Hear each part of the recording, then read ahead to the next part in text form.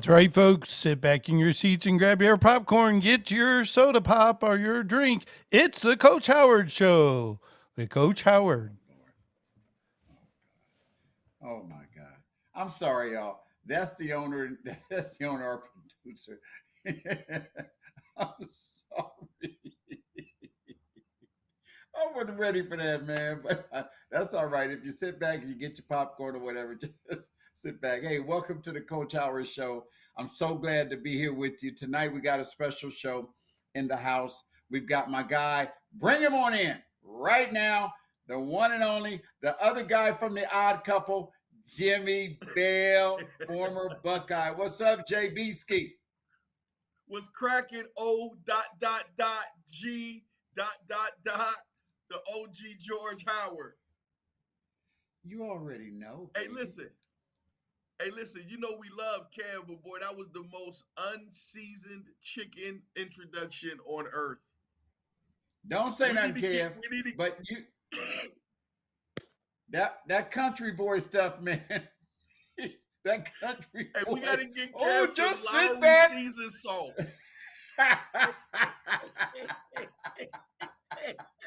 Oh, just sit back, get yourself some popcorn, and get ready for the. We love you, baby. Hey, Kev, if we clowning you, that means you part of the family, baby. That means you part of the family. Kev, come on, baby. Hey, but listen, hey, he's the guy spending all the big bucks, so hey, it is what it is, But we'll talk to Kev about that off air. Oh, thanks, Kev, because you just made us laugh. Oh, shoot. What's up going on with you, man? You all right? Hey, man, I'm incredible. Long and fantastic week, but long week. I needed the energy of my peoples. Last week, I was in enemy territory up north. I was on the other side of the border doing some motivational speaking to the city of Dearborn and Dearborn Heights, which was a super dope and incredible experience.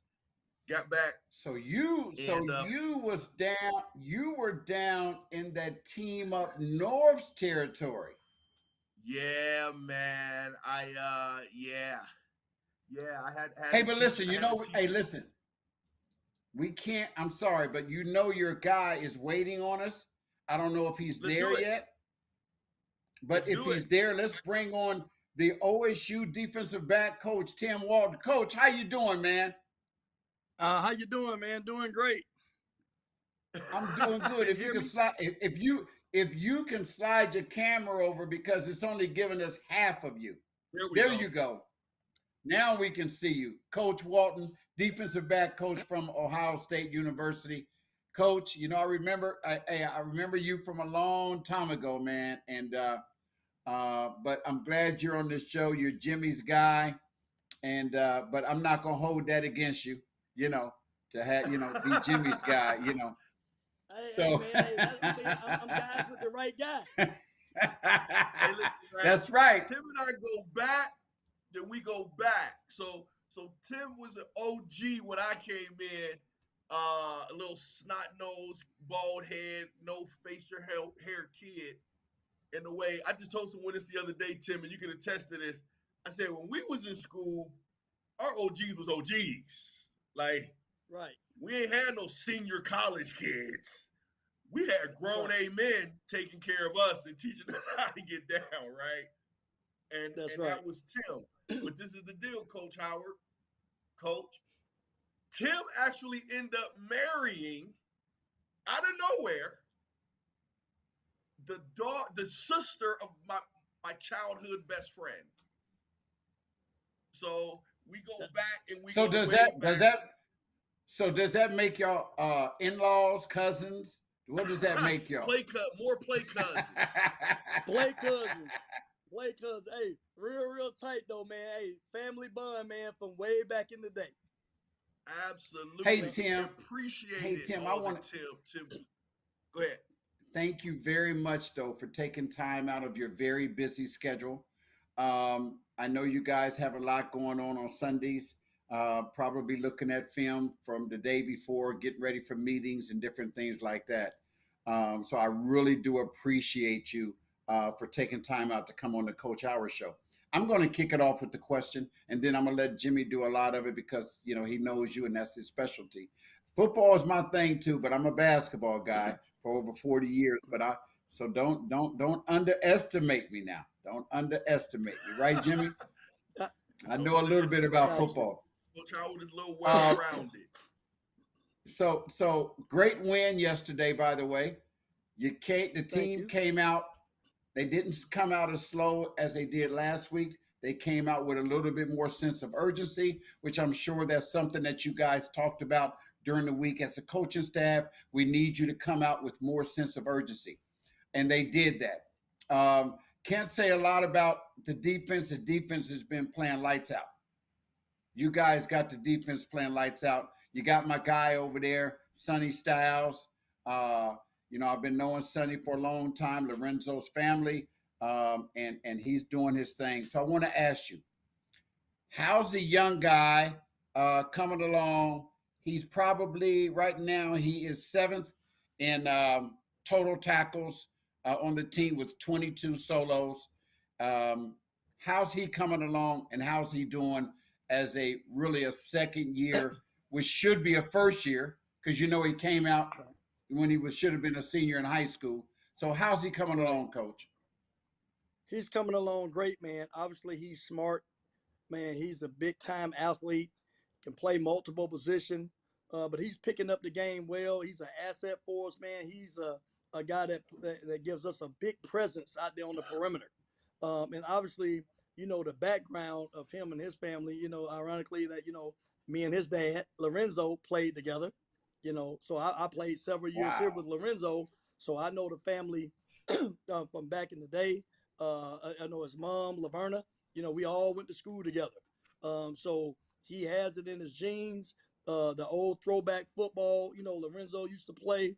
But Sonny's smart, tough, student of the game, man. And the sky's the limit for him, man. There's a lot of position flexibility. But love what he's doing right now, man. And we even look for bigger things coming down the stretch. Incredible. Incredible. Good, Hey, good. Tim, real quick, when it comes to Sonny, let me ask you a question because obviously, you haven't left the game, which is between you and Kurt Herbstreit. You talk about two dudes who went straight from the gridiron to an extraordinary career. Like Tim, if you was a record producer, your discography would be like Prince, bro. You know what I'm saying? Like all of these hits that you got, Bowling Green, Memphis, Syracuse, LSU, Miami, Memphis, Detroit Lions, bro, it just keeps going on. I do want to ask you a question. And I don't want I'm gonna call it hype only for lack of a better term in ignorance, but is the hype that Sonny gets, is it even fair? You know what I'm saying? Like when I came in and we played with some weird freaks, bro. Like I don't think people understand. We played with some super weird freaks. And then we played with some Right, dudes that were super dope and got better, right? right. How fair is it for Sonny to get the hype that he's getting as opposed to people just relaxing and letting Sonny grow into the athlete that he's going to be? Does that make sense? Sometimes I think people think Sonny's going to be like a one-year basketball player and out, where really his potential may be in 3 or 4 years, and then you know what I'm saying? Well, yeah, you hit it on the head, Jimmy. Like he's such a young guy, man. So that's the thing. He's actually, reclassified, was moved up a year. So he's still a young player. A lot of growing to do. In a couple years from now, he's going to be absolutely amazing. He's good now, but he's still growing into it. But what it is, while the expectation is so high, man, he's such a freak athlete, man. I mean, you talking about size, you talking about weight, you're talking about athletic ability, you're talking about vertical jump, you're talking about bench press. He has all those measurables, man, along with the football acumen. You know what I mean? He's smart. He can process the game. He can play multiple positions. With that, man, he's good on special teams. So he has a lot of value. You don't see that every day, a guy with that size, that speed, that can play multiple positions, can be down in the box, can play in the half, can get in the middle of the field, can work on a slot. You know what I mean? So that variety of things that he can do makes the expectations real high for him. But he can accomplish it. He can achieve it, man. And like I said, once he really grows into understanding the game, he's gonna be an absolute beast, man. Yeah, Hey, that's what Coach. I just told somebody. Hey, real quick, Coach. That's I told someone this week. You know, obviously, I was telling them I was up north doing some motivational speaking to the city, and no one in the city let me get away without letting me have it. But I told people football is the literally the most intelligent sport. Period. I say you can be very smart and play basketball and be one of the best. All of these other sports. I say, but to be the best at every position in football, man, they're super highly intelligent. And once you Right. get that maturity in the growth of the intelligence of the sports, that's when you really see how good the potential is of an individual. Would you agree? Yeah, I agree 100%, man. And the thing about it, a guy like Sonny, he works at it. He works at it all the time, and he grew up around it. You know what I mean? Because obviously, his dad played it at a high level in college and a high level in the NFL, so he has the background of it. You know what I mean? So he can get growth in that area here at practice and at home. So it's a Right. constant maturation process and learning that he's getting on the little things, the nuances, the details that help him become a better player that's going to prepare him that once it puts it all together, you're going to be a beast because what he can do, he can understand the game, he can process a lot, and he can retain information. So, once all that stuff clicks, man, he's going to be able to be a extremely valuable weapon for the Buckeyes, man. And like I said, on top of that, great work ethic, great character, a great young man to go along with that. Take care of his body, good in the classroom. He check all the boxes, man. Wow. Incredible. Go Hey, ahead, Coach talk Howard. about his brother, and then we're going to talk about the rest of the defense and some other things. But how's Lorenzo coming along? Because he came over from Notre Dame, a freak athlete, switched over to DB, something he played when he was younger and in high school. How's that transition for him? Because he does a hell of a job on special teams, I believe. But how's that transition coming from wide receiver to DB? Always good, man, because he works at it as well. Like I said, the intensity, the willing to learn. Obviously, there's some new things for him, but putting the time in, man, to learn what to do, play multiple positions. He has the physical abilities.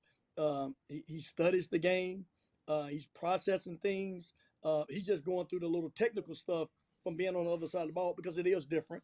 It is different from playing wide out. So you have to relearn all the defensive skill sets where you used to been running forward. Now you got to learn to pedal and work sideways, work backwards, work lateral a lot more than you do go forward. And now it helps him because of the fact that he's played wide out. So now he can anticipate things because he's kind of knows how wide outs will run for the stems, for the splits. So he applies those things over on our side of the ball, man. So he's growing up pretty fast with that area. And once he gets it as well, man, he's going to have a tremendous upside. Awesome. How is your and I'm sorry, JB, but talk about the defense. What makes this defense so good? I mean, they attack that football, and compared to this year from last year, to me, they're much better. Like much better this year. What's the difference in this team, defensive team, to last year, Coach? Well, first of all, like anything, it's the second year in the system for a lot of those guys, even as the coaching staff. Coaching staff, a lot of the players, is the second year in the system. So the understanding is much better. You can apply. Now you're not really learning what to do. We know how to attack offensive and knowing what they're trying to do because guys are understanding what to do right now instead of learning the playbook.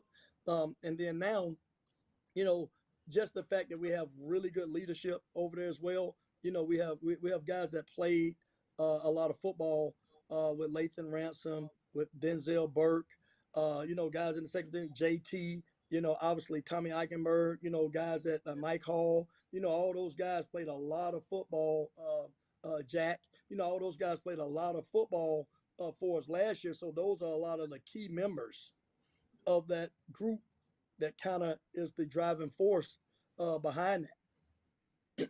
And then, uh, with all the guys being on the same page, Coach knows, understands the players, guys are getting put in the right spots, so it's kind of a good chemistry and a good gel we got going on right now.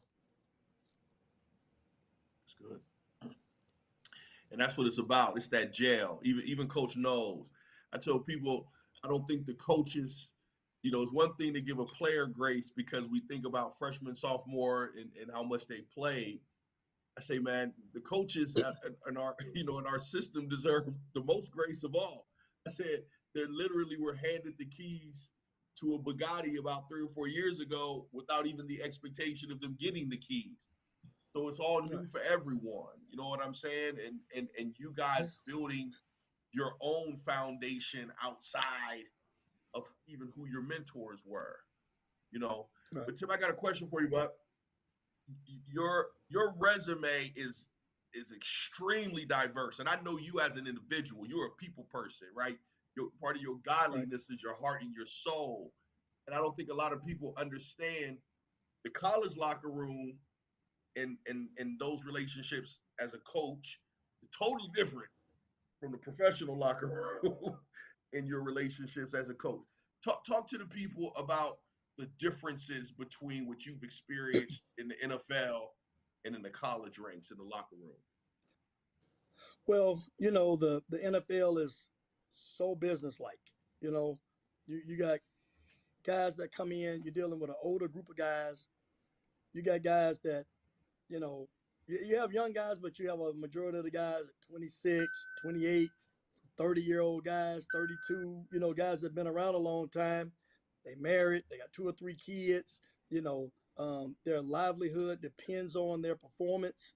So a lot of those factors come into that is a way of living for them, so the seriousness, the helping them grow. When you coach men that have already hit the highest pinnacle, you have to now be able to help them feel they can get better. So the attention to detail, the seriousness of it is paramount because of the fact that, like anything, my performance will determine how my family eats. And I am the breadwinner for everybody in my family. So my production is critical. And I need to feel that the coach helps me get better with that. So all of that part is serious and is real competition because of the fact it's not like college where it's scholarships. There is a revolving door. So you don't get a chance, as you notice, to see dudes play together for 3 or 4 years. That rarely happens where a whole group stays together that long. Every year is what? Free agency, cuts, trades. So the room is a revolving door. So you have to have the ability to develop chemistry real fast to make it work.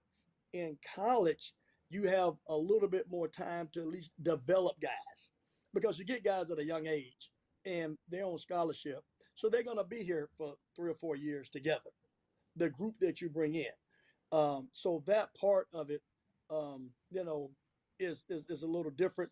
And then you have to deal with the other things. The recruiting is a people's person deal where that is really big nowadays because of the fact that it's all about relationships. You're a lot more involved with parents. You're a lot more involved with players at a young age, high school coaches. Everybody's involved with that. So the maturation process and then helping them grow and to be able to put your fingerprint on them, you have a lot more impact that you can make on these guys at an early age in their life in college. Because when you start dealing with a guy that's 28 years old, when you meet him, he's kind of already set in his ways. He's already kind of has his foundation set. So that's the difference of that. Now, some of the stuff in college is starting to triculate to that a little bit because of NIL, guys getting paid in college, guys in the portal. All those things are starting to have some similarities to the NFL because that's the model right now. But it's just the difference of it's all business there. Obviously the recruiting part, academics, all those things are not have to be dealt with at that stage. But some of the other things are trickling to that area that now makes it a common ground for guys because now guys are starting to get a lot of money in college with NIL, and some of them picking schools based on that money. Not even based Let's upon talk playing about time that. or career. Yeah, I'm glad Go you ahead, brought Coach. that up. The NIL. Tim, I've been in the basketball business for 41 years, and every day of my life, I talk to basketball college coaches. And one of the things that a lot of the conversations that we talk about is the transfer portal, of course, and NIL. Right. A lot of college basketball coaches do not like it. Okay, they don't like the NIL because it's becoming more now of a business than the fun that it used to be of recruiting. It's like you got Right. one school over here, coach, saying, okay, I can get you this and I can get you this, and you can come right in at this. So now what happens? When a kid goes to another unofficial or official, they say, well, okay, this is what I can get. What can you do for me? Whether it's the kid or the dad or the mom. What is your thoughts? And I know you probably have to be careful in really giving your thoughts, but can you share what you think about the NIL in today's game, in today's game? Well, well, I think it's a part of the game now, so you got to adjust to it. I think it comes down to each school and each coach on how they operate and deal with that. I do think obviously it's fair for guys to get some compensation, but what we try to do here, if the number one thing that you're looking for is to try to just get paid, and you're looking for the highest bidder, this won't be the place for you because we're still in the character, development, discipline, work ethic, and we'll treat you fair, but it's still a lot of unknowns. So as a high schooler coming in, it's still a projection of whether you will be a really good college player or not. So we can't go spend the bank on you to get you here and you don't pan out because at that point you're not willing to get the money back. So now all of a sudden we just have to understand like, hey, we got guys here that have performed and done well. Uh, it's the old school thoughts really, man, of you earn your pay the more you play. That's kind of how it goes. You play good, you do better, you do those things, NIL will increase. But it's hard to give just a ton of stuff off the top when it hasn't been proven yet. It's still a prove it business, man. You know, it's still a prove it business. So at that point, and that's just, with all sports, man, as you watch it, NFL, NBA, all those, who are the highest paid guys in their sport?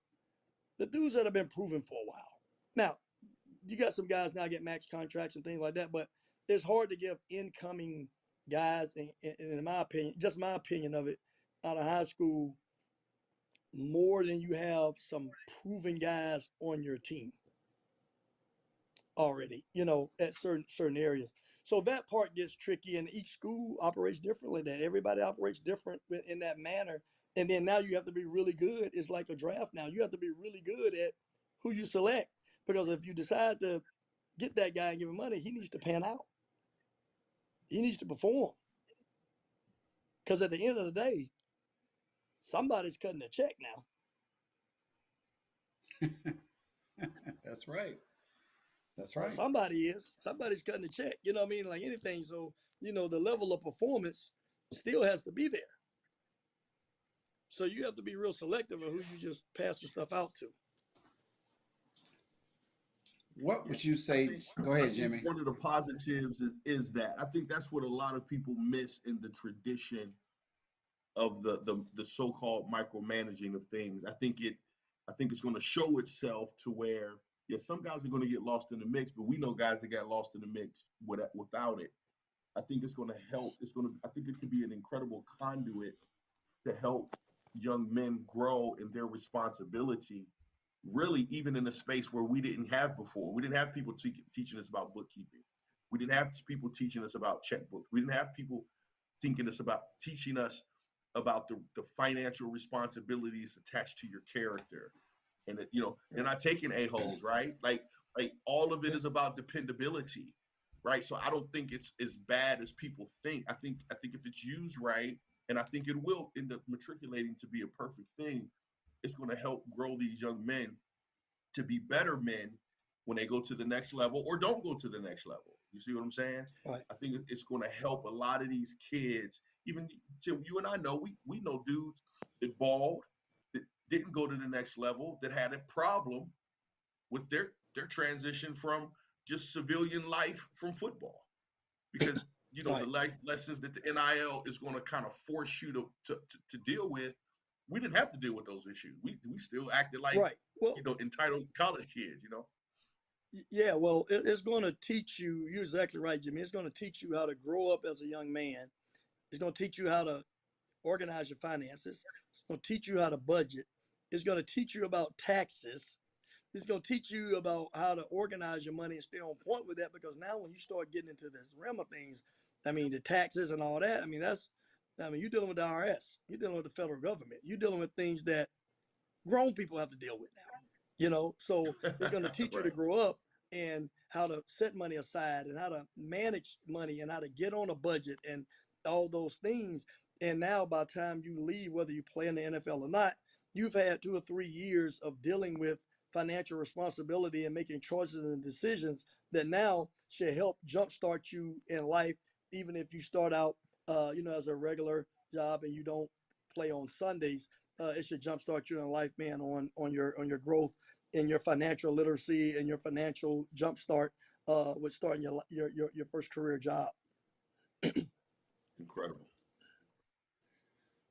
What? Incredible. Talk about your offense. The offense. I know you guys are trying to get it to be more consistent each and every game as you go through more each and every in your schedule. Do you see it coming together now, Coach? Do you see the quarterback starting to gel more with the receivers? We know you're hurt at the running back, but I thought the running backs that came in yesterday did a heck of a job. Talk about your offense a little bit and how they're coming along as the season going Yeah, on man. now. They're gelling, man. You know what I mean? We're developing depth. Those guys are starting to gel. Big team sport, man. So we all roll together with that, man. We have a great group of wideouts. We got a stable of backs. Guys are getting healthy. They're starting to, our tight ends, guys are starting to get together, man. So we can be balanced and do our thing over there, man. But they're starting to, it takes time for everything, man. Like I said, even our defense last year, defense early year, it takes time. Guys are pulling together, man, getting it going, and we're looking forward, man, to making a great run as a team, as a complete team. And that's the good thing about it. Coach Day does such a great job of building confidence in both sides of the ball, along with special teams. He builds that true family atmosphere, that true culture of like all three working together, and that's starting to gel and starting to come along, man. And we're looking forward to it. We believe in each side of the ball, believe in the special teams, and at any point during the season, we feel that the other unit can have each other's back. Yeah. I think we're built for we're built for the hall of the development, right? I think within the past 10 years, it's about who's good now, right? Right. And historically, we've been that team-ish, but teams like us in the more recent, you don't have time to even develop. If you ain't beating a team Right. by a million right off the bat, you suck, right? Right. Where I had reminiscent of Coach Trussell and how we used to play back in the day. Coach Trussell, they developed that year that they won the national title. And they literally were when they hit that game, they were at the precipice of their game. Right. Period. I think you were the coach of Miami on that. Were you in that coaching staff? No, I wasn't. You I weren't on wasn't there that that Miami year. coaching staff? Okay. No. How I long tell have you people all been the there, time, you Coach? gotta go watch. I'm sorry. No, go ahead, Jimmy. I was just asking him how long had he been there at Ohio State? Oh, Now, this is back as a his coach, second year at Ohio State right now. second year back as a coach. But he at one time he was at the university. I think he went through the University of Miami. Am I correct, Tim? Yeah, I was at Miami for like a 4-year run um, back in the early 2000s. Yeah. Now, this is another question, but you're a Southern boy too. You're a Southern boy, so don't get offended at my question. Don't get offended at my question, because we have accepted you several times as a Northerner. You know what I'm saying? You got all your teeth too, brother. You got all your teeth.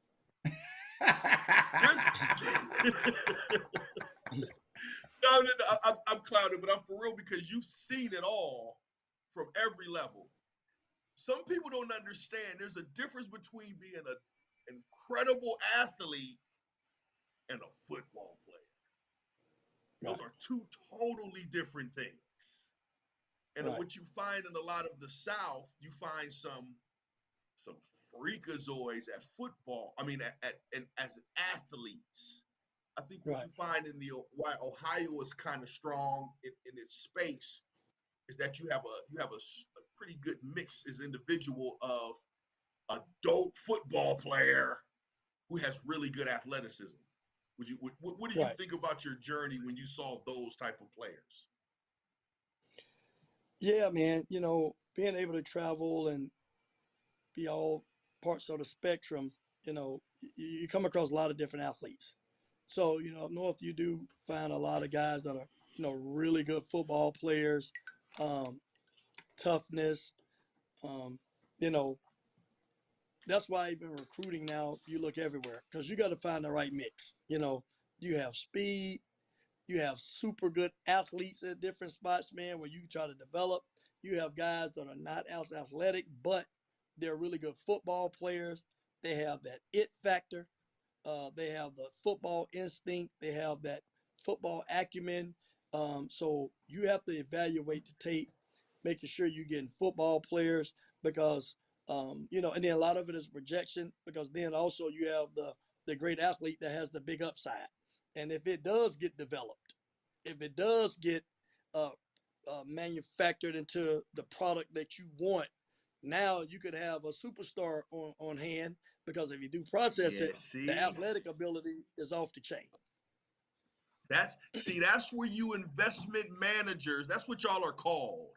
In the pros, it's the scouts and the GMs. In college, you guys are investment managers, and y'all need saved from yourselves because y'all see that dude who runs a 4.2 and he catches balls like he was in a Congolian army with no hands, and y'all swear y'all can teach him to catch because he runs a 4.2. Y'all need protected from yourselves. Hey, can Hey, I That tell both potential of y'all gets y'all something? in trouble. Can Hey, can I tell both of y'all something right now? Do you know that the two top teams, and we're going off base, coach, for a second. The two top teams in the league today both lost. So Cleveland beat San Francisco, Right? and the Jets wow. just beat Philadelphia. So now Oh the wow, two I didn't see top that. I teams. was on that. So it just popped up on my phone. So Yeah. the two top teams just lost. That's crazy. There's a lot of parity at the next level, man. Hey, it's the best of the best. Here's the thing about it, regardless of the records up there, you have some of the top players on each team at different positions throughout the National Football League. So regardless of the record, you will see elite skill set and elite football ability every week. Um, it's such a fine line with the winning and losing there. There's a lot of attention to detail, a lot of close things that manufacture into it. But the skill level, all teams have them. So each week, you have to really be on point because there's a chance that the other team has enough to upset you. Coach, you You guys don't see right a lot now of are number. undefeated teams. No, you don't at all. You don't see a lot But of you undefeated guys right teams. now, you guys are undefeated. You're number 3 in the country right now, correct? Yes. Number 3. Yes, Number sir. 1 is Georgia. And then who's number 2 again, Jimmy? Who's number 2? Who's I number gotta 2, look at Coach? it. My poll, I got us number 2. I got CT. I do a play. I do a play. But his poll is poll. crazy. Coach, his poll is crazy. His poll is probably the craziest poll that we go over. We'll go over this before the show is over. But his polls be crazy. But the question I had for you at being number 3, I've watched a lot of football. And yesterday I watched, of course, number 2. Yeah, Michigan. So you had two other big upsets. Well, one of them wasn't an upset because the way Washington beat Oregon, and then you had Notre Dame last night totally dominate USC for the whole most of the game. So you had a big lineup change in the top 10 again, which that's going to happen throughout the season. Coach, Right. a lot of Buckeye fans are watching this show. Can the Buckeyes hold ground and stay in that top 4 and be there and also whoop that team up north's ass and be there to win a national championship? That's my question. See, we just stay to the process, man. And the process is we take one day at a time. We take it 1 week at a time.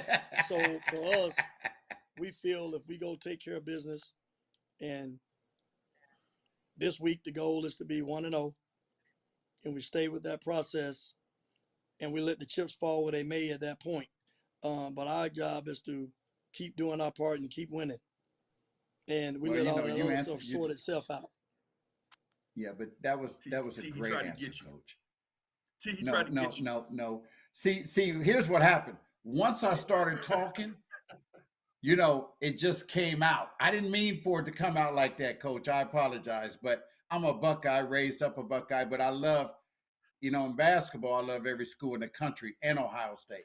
But, that team up north, you know how that go. But anyway, so but go check it ahead, out Jimmy. real quick. We're gonna let Coach. I know we got meetings, but this is the deal though, G. Modern media is different now. T, you can attest to this. If you don't win and look like Goliath every week, people are judging you. Bro, we did with all the talent we had, we never started off in the top 5 or 10, but we would end up 1 or 2 every week. Right. I can't make it up, George. In our era, we went, bro. The answer he gave you is exactly what we did because we didn't have a choice. We didn't have a choice. It's worse. It's way worse now than what it was back then. But yeah, we had to fight that thing every week. And I understand that. Hey, Coach, real quick, how can you give us an injury update? How's the running backs doing? How's the guys doing? Getting ready for Penn State? Are they going to be able to come back, or do you know yet? Or no, I don't know. We really can't really get into that part of stuff. Really, I'm not really updated on all of that. Okay. Part of it. We don't usually find out toward the middle of the week. Big game Tim, coming up Saturday. I know we got to get out of here. I just want to say this real quick. I'm sorry, G. But T, the fellas look, how can I say it? They look confident. I'm talking about the back 4 or 5. They look confident, bro. They look engaged. And you know what's the most impressive? is they look like they know they're going to make a play. You see what I'm saying? Yeah. Where I think that was a little bit of a difference, really through the past regime, right? I think we have some luxury of having some stupid guys, but when you don't have the stupid guys, how do they look? And I know we got some stupid guys now, some stupid athletic guys, but man, we look so engaged.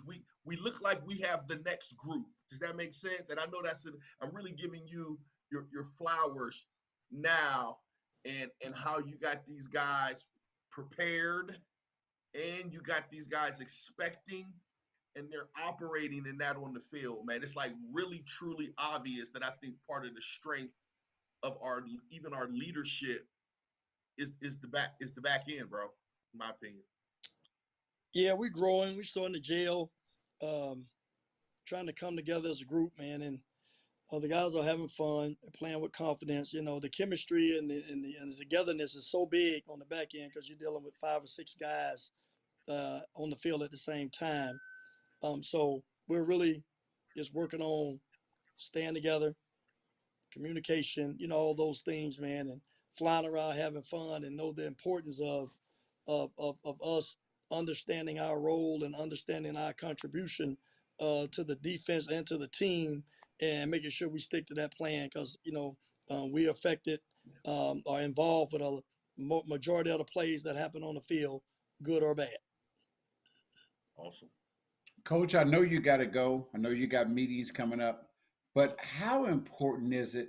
Is it okay if I ask you one more question, or you got to go? Hey, I got one quick one in. Okay, so how important is it that when everybody on the outside and the media are trying to destroy the quarterback's mental because he doesn't play the way they want him to, how important is it that the team stays around him, continues to support him, believe in him, lift him up? How important is that? The brotherhood, man, is real important. Coach Day does a great job, There it first of is. all, of having us a close knit team. I mean, Coach Day is our general, man. He runs the ship here. So we're led in the right direction. We know how we operate inside. We know it's us against the world. So we have a close bond, and we believe in the guys inside of these walls, man. And we know we really try not to get affected by outside noise. And we just, like you said, we prepare one day at a time, 1 week at a time, and the goal is to go be 1-0 for the week. And Coach Day does a great job of driving that ship, man. So we follow the leader on that stuff, and we try to make sure our guys are all in line with the message and following the one voice. Thank you so Awesome. much, Coach. I appreciate you. Awesome. Appreciate One y'all, other, Well, fellas. one more thing. Can we get you back after the season and before the playoffs? Can you think you can make time for us somewhere in between there? 100% for sure. Hey, There we Coach, go. we're gonna give you a weekly. We're gonna create a weekly segment. Like I'm asking for it all, baby. Brand new socks and drawers, Coach. There we go, man. We'll get it going, man. I appreciate y'all I having me on. appreciate you. You All guys right. have a Thank you very great much. work week. All right. Good luck against Penn State. Go Buckeyes. All righty. All righty. Hey, that was great, Jimmy. That was That was a great fantastic, one, man. wasn't it? And you know what? But you know what I like what you just said though? If we What's can that? get a weekly segment from Oh, it's Coach on. Walton, I we was should waiting for we the hey listen, opportunity to say it. hey Kevin, I know you listening, but Jimmy, we need to implement that in the show, whether I'm it's gonna for figure 5 minutes, just 10-minute segment with Coach quick, Walton, if he quick can come something. in. Come up with a really catch. We on break, right? No, Are we we're on break? talking, baby. We're still Okay, live. we'll come up with we'll come up with a really creative segment. But bro, this is where I think I knew I was right about this. He said you asked a super dope question, and he was honest. Now part of it I had to get out of my way because I'm like Tim knows the game.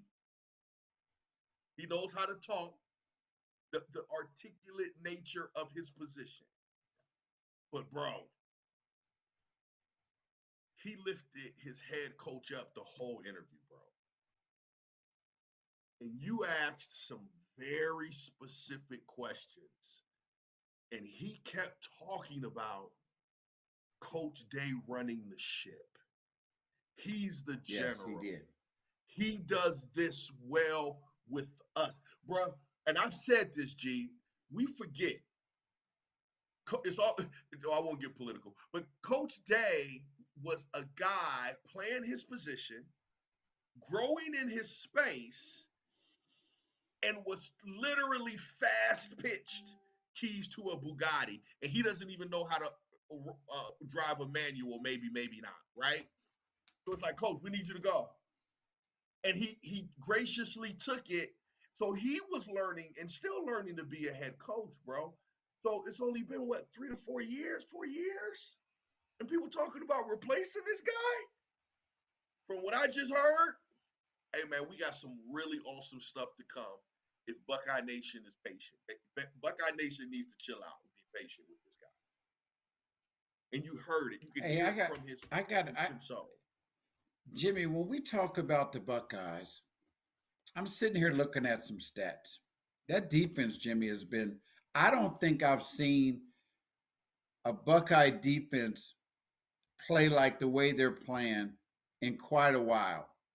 And maybe you might agree with me. Stats? I'm talking about overall team defense. But I'm looking at some stats, but I'll tell you what, man. Eichenberg, he is balling.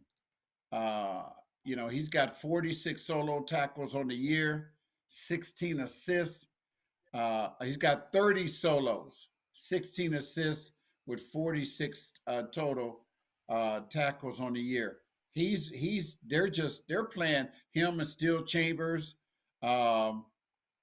These guys are playing insane right now, man. I mean, listen, this defense is really playing good. And this is the deal, G. We haven't even dialed it.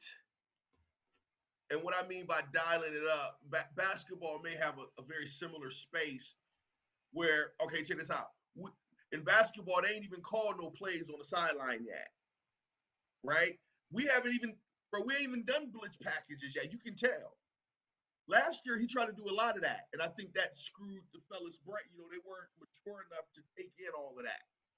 This year, we're playing really vanilla, and we're holding it down. Now, I'll say this, and everyone looks at this. When you look at stats, the biggest productivity that you want to see is in your defensive line and your front seven, especially your front five. You want that front seven to be anywhere between 55 and 60% of the production. And I know that's high because they're playing inside, but that's totally the truth. Well, bro, we have I can't hear you. Can you hear me? Yeah, now I can. You got JT with like 20 tackles. You got Williams with over 30-something tackles. Most of our starting tackles are in double figures or more.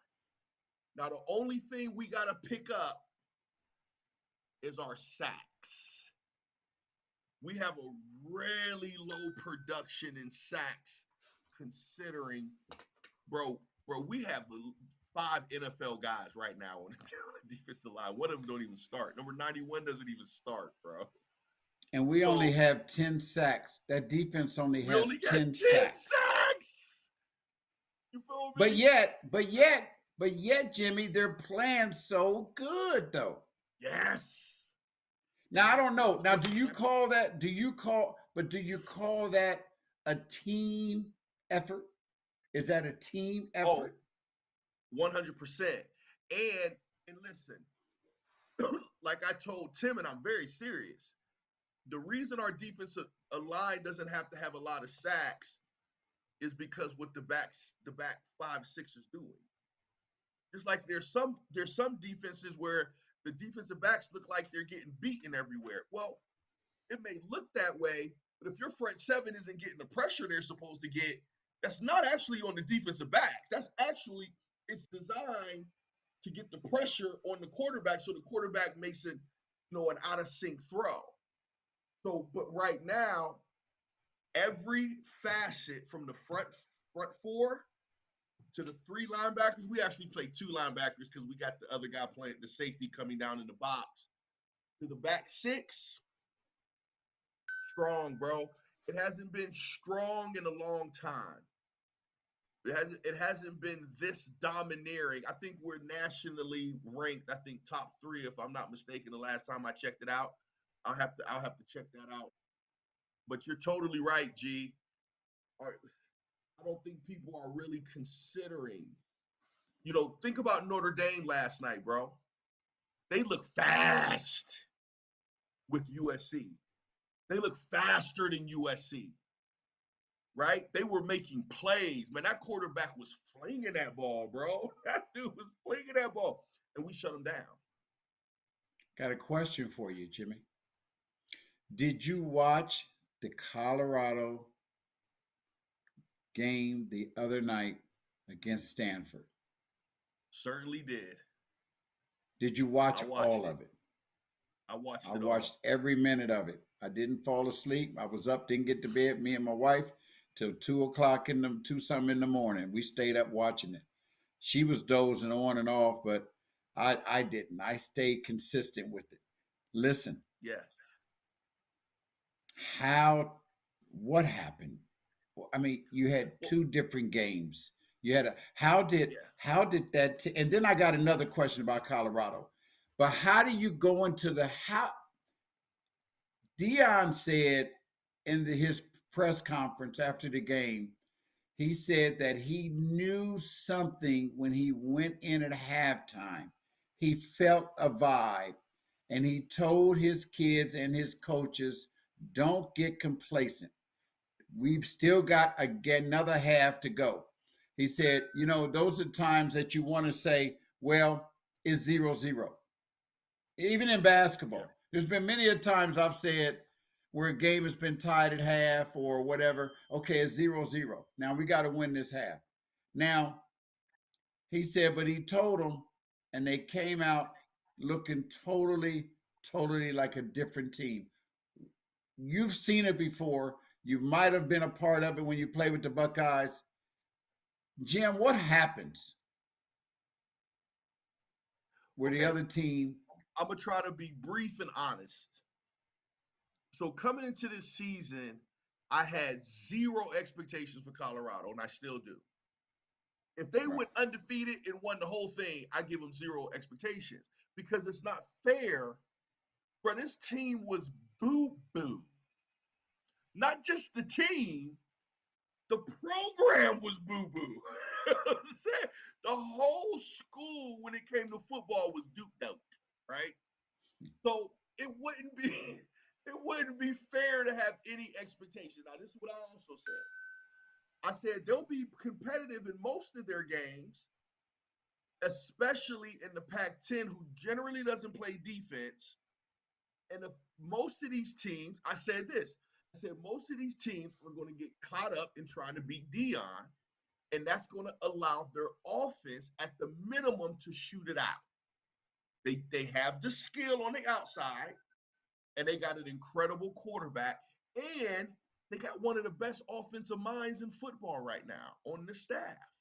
People don't know that, right? The dude he was the head coach at Kent State. Dion got him to give up his head coaching position to come to him with Colorado.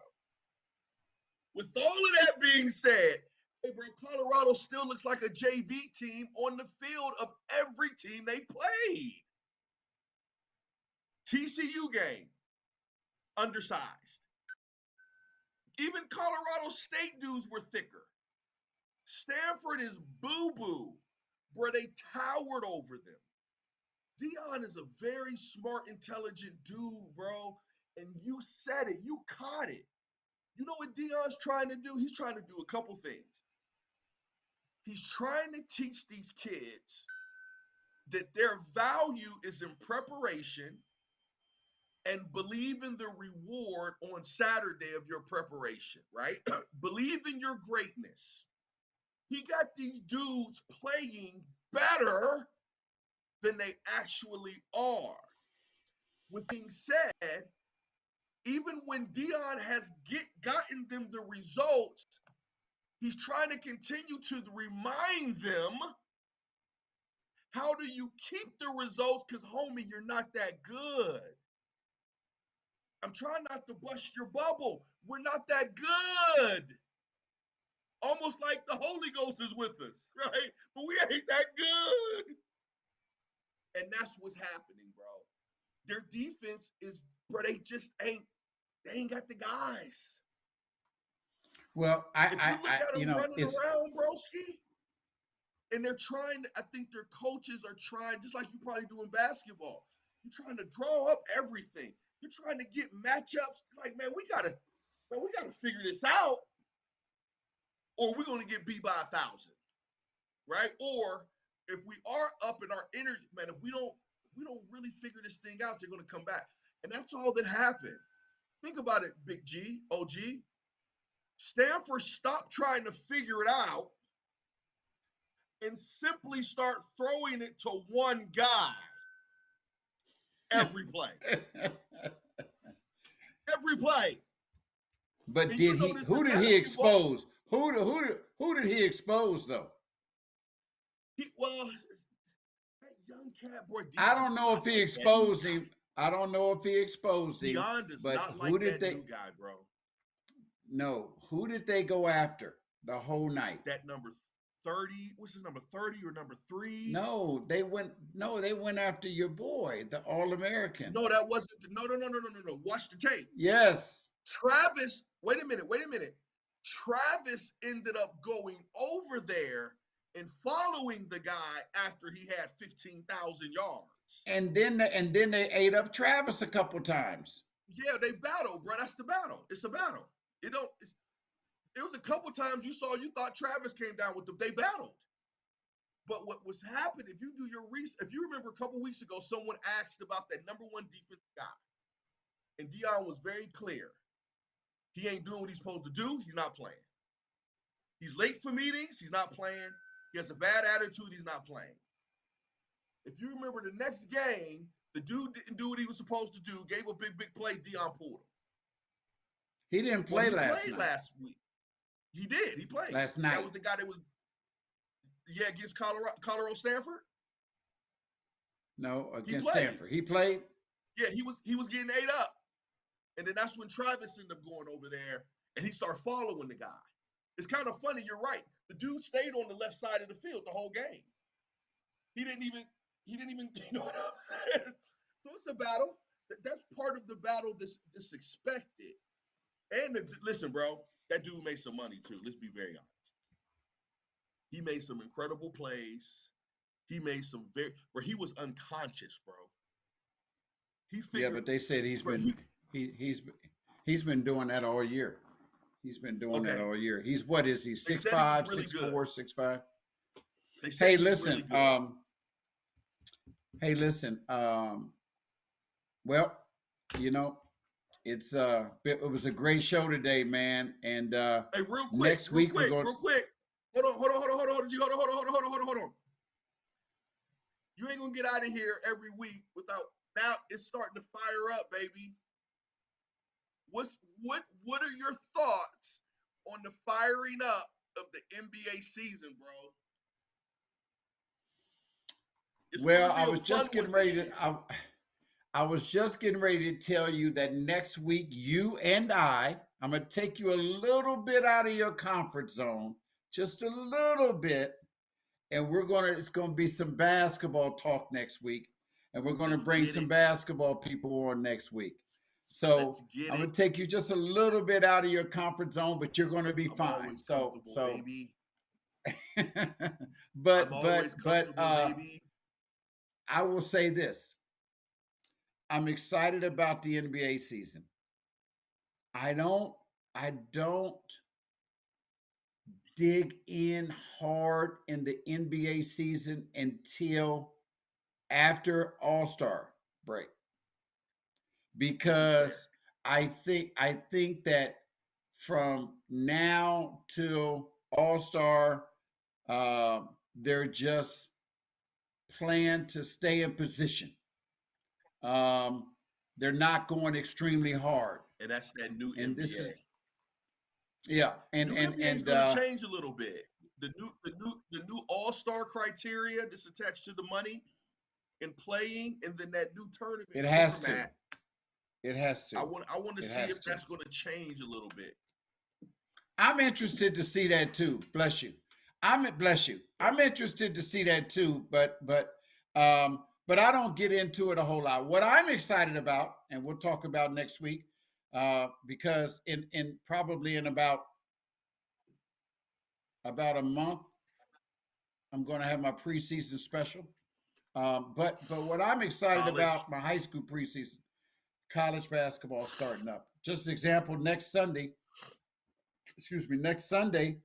down in Dayton, Ohio, the Ohio State Buckeyes have an exhibition game, real game against Dayton University at Dayton. And I'll probably travel down for that.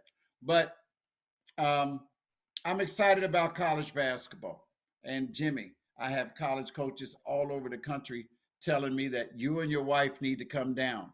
Like I can go all over the country to college games, but I appreciate them asking me to come. But me and my wife, now that I'm retired, we do make some trips, and we're going to make some trips to some games, especially the in-state schools, Xavier, Cincinnati, Ohio State, Dayton. And we'll catch a couple MAC games, and we'll go down to Notre Dame, probably go up to Michigan State, probably go to the school up north, West Virginia, Kentucky, Louisville.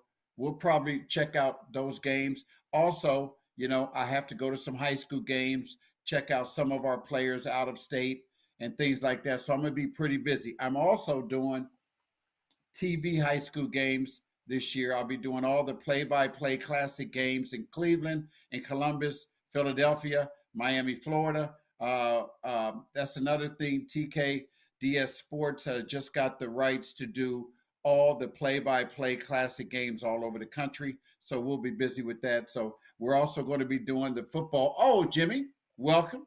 You're coming on to do some high school tournament playoff games with us, right? Huh? Baby, I'm coming.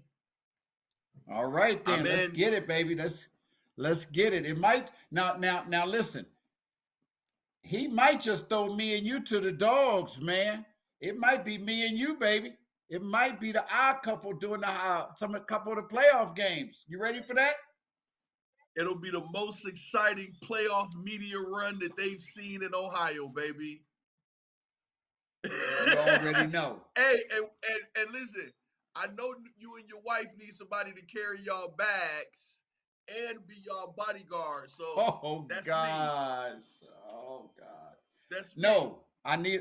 Listen, I don't need nobody to carry my bags, but when I walk in that door with a big 6'8", however much you weigh, big guy, yes, they know I got my bodyguard with me. But yeah, you can travel with me anytime, but I would love for you to roll with me sometime, because sometime mommy may not want to go. And I may say, hey, Jimmy, let's hit the road, man. Let's go. But anyway, next week we're going to have on the director and the owner of Flying to the Hoop, Eric Horseman. He's going to be on next week. And are you familiar with Flying to the Hoop, aren't you? Yep, a little bit, because you educated me on it. So Flying to the Hoop is probably one of the biggest, if not the biggest, weekend tournament in high school basketball throughout the country every year. He does a great job in bringing teams in from all over the country and some of the top teams in the state. And I think the teams coming out of Central Ohio this season and playing and Flying to the Hoop are going to be Reynoldsburg, Walnut Ridge, Pickerington North, and Pickerington Central. Now, I might be leaving somebody out, but I don't have the schedule in front of me. But those teams are going to be there. Pick Central and Coach Eric Kruger, they're there every year, and along with Pickerington North. This might be Reynoldsburg's first year in it. Of course, that's where my son is now, over at Reynoldsburg as the associate head coach, and so they'll be in it. and I'll be following them a lot as well, supporting my son and the Reynoldsburg Raiders. But next week we're going to talk basketball, and I'm working on bringing in some great guests. So we're going to switch it up a little bit, and I know you'll be excited, and I know you'll be ready. But it's been a great show. But before we go, we can never, ever, ever leave and say good night before we go over Coach. Jimmy Bell goes over the Jimmy Bell top 10 in the country. Kevin's going to have to get some type of drum roll or something, because we're going to have to get something where we can say, here it is. Come on, Kevin, get on the ball, man. We got to have that ready for next week. Oh, shoot. Did you hear that? Whatever you give me, you better put some seasoning on it. You know what I'm saying? Don't be giving me no boiled chicken with no seasoning on it, okay?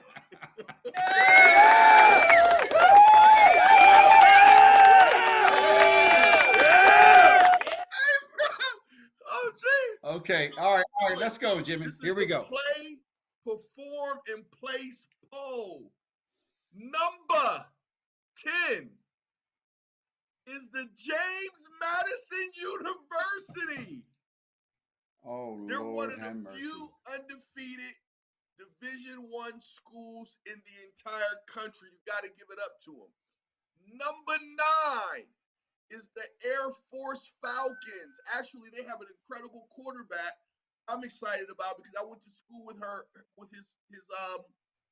his mom, so he got some Youngstown blood in him.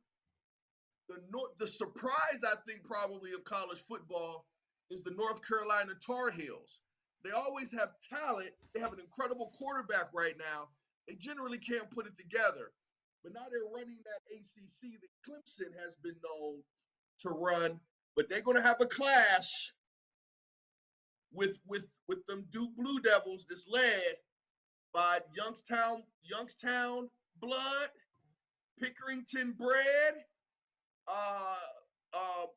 Dwayne Carter. I'm telling you, that defense is playing incredible. He is one of the leaders of that team. Next, number 7. And I will have to give them this credit.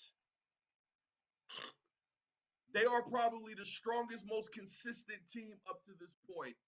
And that's just the team up north. That's enough about them. The team we have to play next week is probably one of the most athletic teams that looking in college football. Hold on, man. Hold on.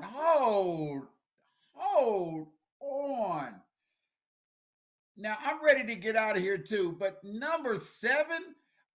Wait a minute. 7. How do you put Michigan number what's 7? What's the name of the poll?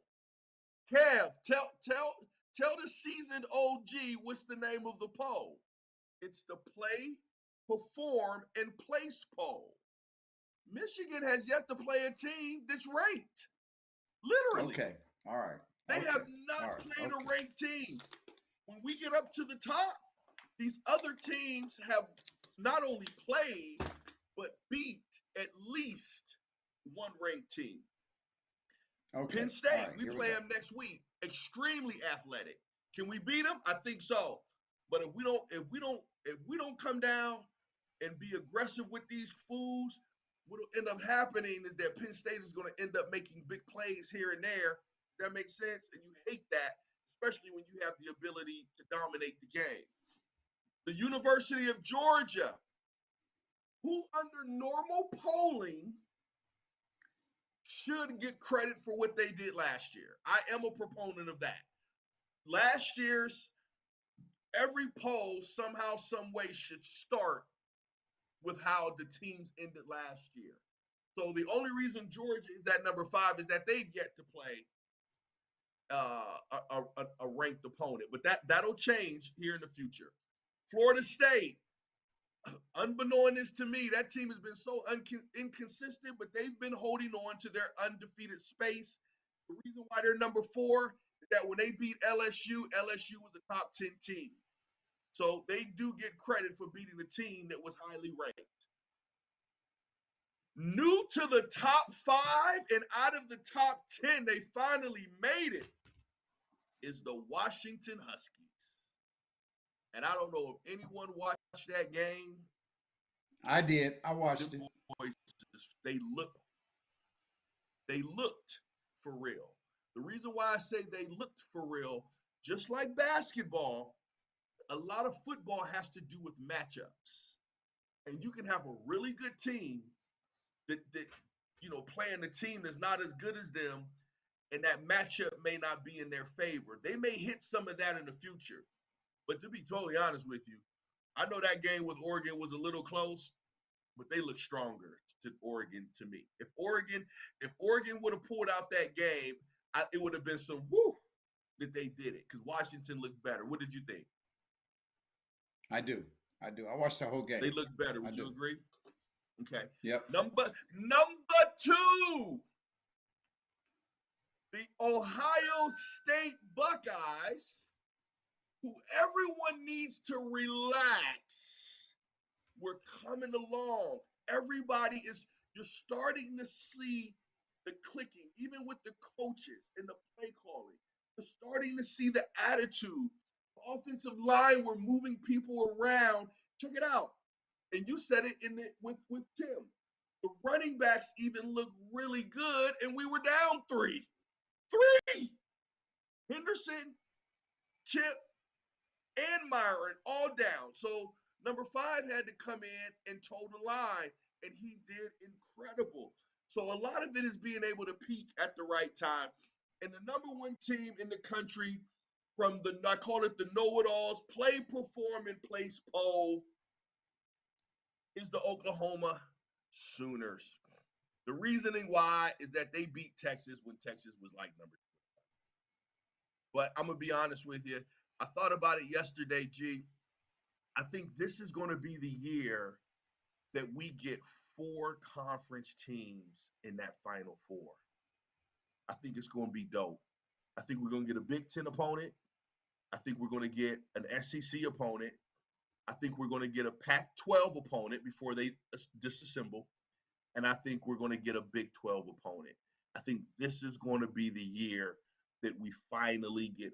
We'll see who can get the bragging rights for the top conference in the country before we go to 12. So that's right. The official play, perform, and place poll.